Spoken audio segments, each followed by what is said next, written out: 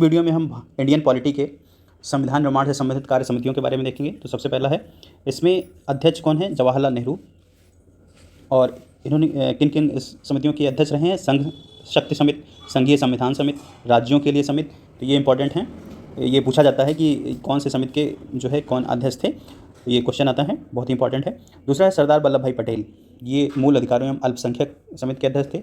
साथ ही में संबंधी परामर्श समिति, प्रांतीय संविधान समिति, इनके अध्यक्ष थे। ये जो है सरदार वल्लभ भाई पटेल से संबंधित समितियाँ कौन सी हैं? मूल अधिकारों एवं अल्पसंख्यक संबंधी परामर्श समिति और प्रांतीय संविधान समिति। डॉक्टर बी आर अम्बेडकर, ये ड्राफ्टिंग कमेटी यानी प्रारूप समिति के अध्यक्ष थे।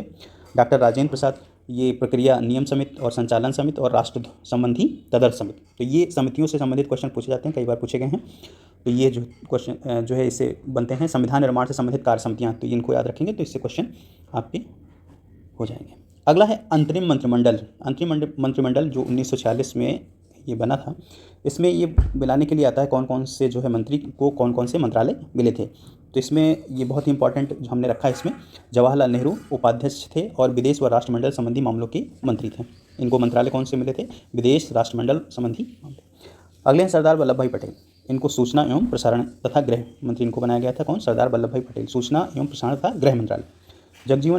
जगजीवन राम को श्रम विभाग दिया गया था। जगजीवन राम को श्रम विभाग दिया गया था, कई बार क्वेश्चन आया है। सी गोपालाचारी को शिक्षा विभाग दिया गया था। सी गोपालाचारी को शिक्षा विभाग दिया गया है।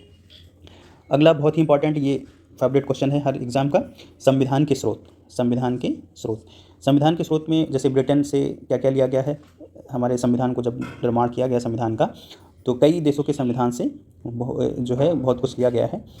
और 1935 के संविधान से भी जो शासन अधिनियम है उससे भी लिया गया। तो ये सब कंबाइन करके ये संविधान बनाया गया। तो इसमें पूछा जाता है कि किस देश के संविधान से क्या क्या चीज़ें ली गई हैं।